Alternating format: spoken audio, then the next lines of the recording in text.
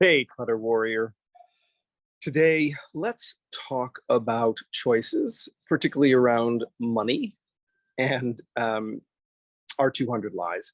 So, I'm here in Indonesia, as you can see behind me, and I went shopping the other day for almond butter. I didn't find almond.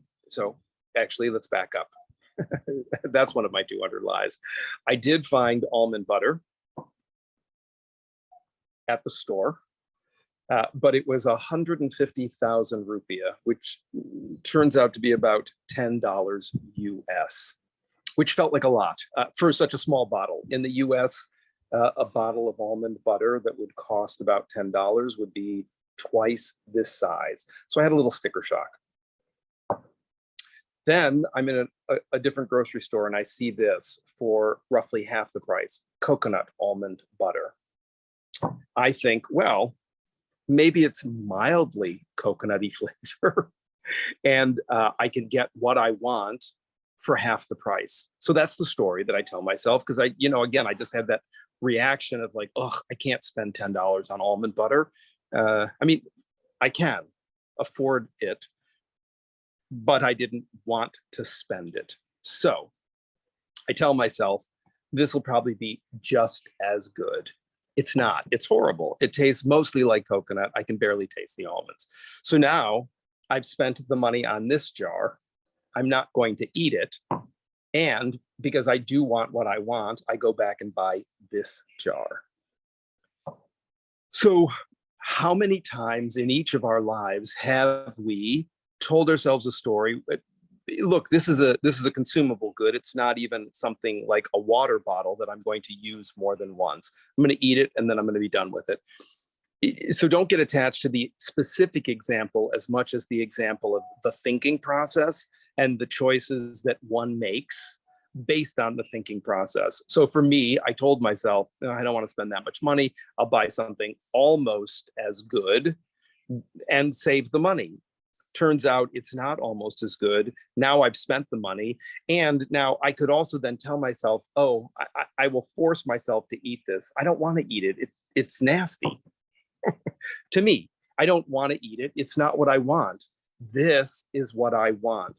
So to extrapolate on that, when you are trying to declutter, are there things that you are holding on to that are comparable to the coconut almond butter that you're telling yourself, well, I'll use it someday because I've already spent the money, right? Even though I don't want to use it, even though it doesn't really do what I want it to do, it could be a consumable. It tastes not like what you want it to taste like, or it could be a spatula that doesn't actually do what you need it to do. It scratches the bottom of your nonstick frying pan, or it doesn't exactly turn things without things falling apart.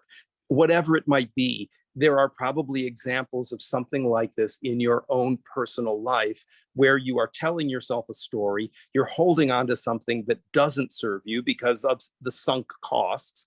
It's creating clutter.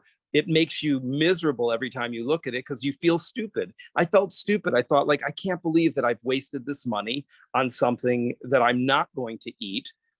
I have just enough self-esteem and regard for myself that I'm not going to make myself eat something that I don't want to eat. I'm going to acknowledge that I've spent the money. I'm going to forgive myself for being, in essence, penny wise, pound foolish, and trying to cheap out instead of just buying this the first time, right? So we have to find the way to forgive ourselves for these mistakes.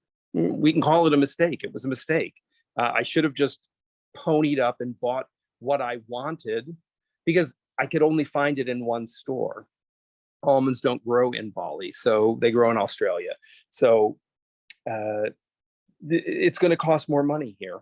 I'm not in the US, but if I want what I want and I'm willing to spend the money to get what I want, then I shouldn't buy myself an almost thing and try to make it work. And then when it doesn't work, feel crappy about it and hold on to it because of story.